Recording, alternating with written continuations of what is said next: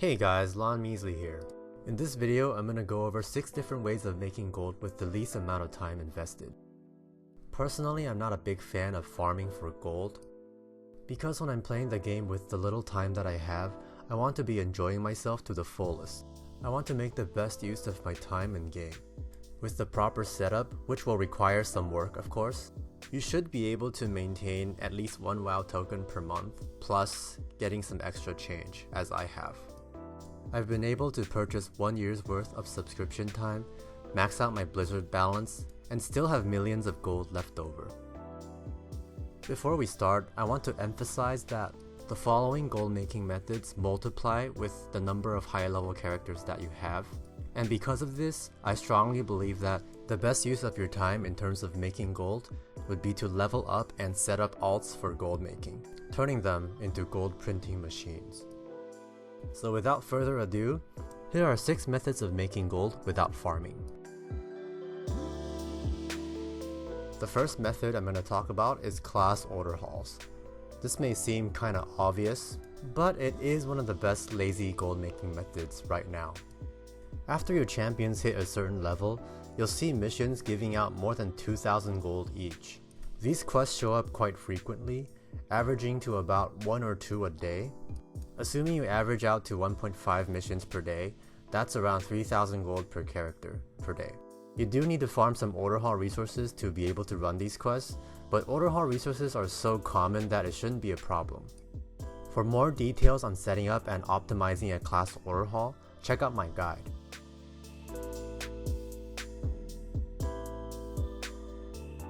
While some people have been trying to forget Warlords of Draenor, I, for one, still cling to it, because despite being nerfed, garrisons are still a good way of making gold.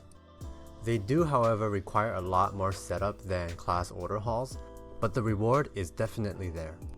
The basic gist behind garrison gold making is getting lots of garrison resources from your missions, which you can then trade for crafting materials, which you can then craft into other stuff, such as the Hexweave bag, which is still tied for the biggest craftable bag, Cards of Omens, which is like a gambling item, Goblin Gliders, which is a very good utility item, Drums of Fury, which you can use to cast Bloodlust if you're not a class with Bloodlust, and the list goes on.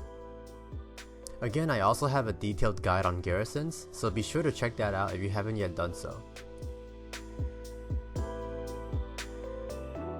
The next method I'm going to talk about is crafting big ticket and time-gated items. Let me explain these two terms real quick. Big ticket items are items that are expensive to craft, but have a very high profit margin, and also don't see much competition. The best example of these are crafted mounts, such as the jewel crafting panthers and the engineering mounts. Because of how expensive they are to make, people are often intimidated by them, but trust me, this is really easy money. The second term I wanted to explain is time-gated items. This means that these items are associated to a profession daily cooldown. One example of this is the engineering sky golem. To make one sky golem, you need to first craft 30 Jard's peculiar energy sources, which is on a daily cooldown.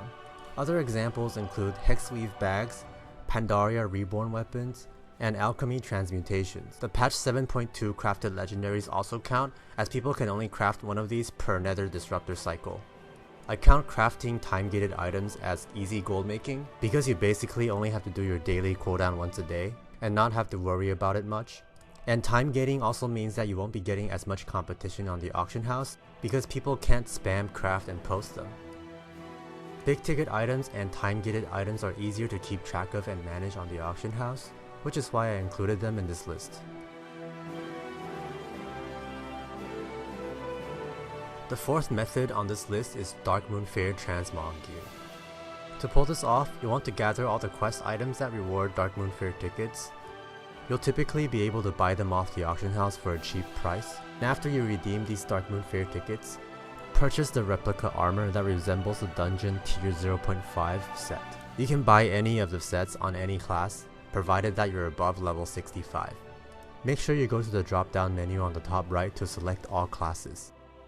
You'll notice that there are 2 sets for each class, so make sure to buy the set that is not already resembled by heirloom items.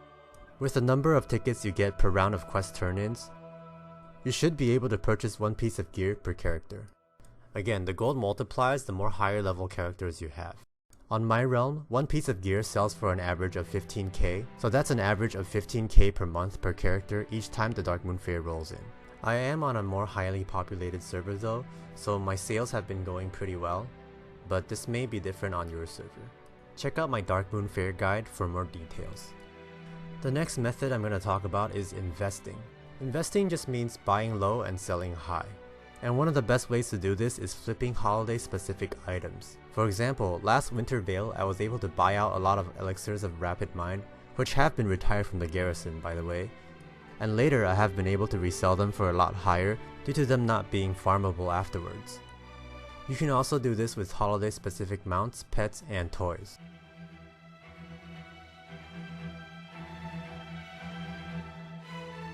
And finally, the last method I want to mention is something that you can do when you're not playing the game.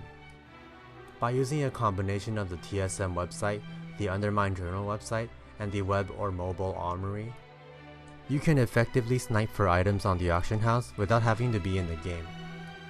You can even do this at school, at work, on your commute, or whatever. I've also done several videos covering this, so be sure to check them out. You'll be pleasantly surprised at how good this gold making method is. And that was 6 ways of making gold for people who don't want to farm. Comment down below if you have other ideas for gold making. If you liked the video, please give me a like and subscribe as it really helps me out. Have a good one guys. Peace out.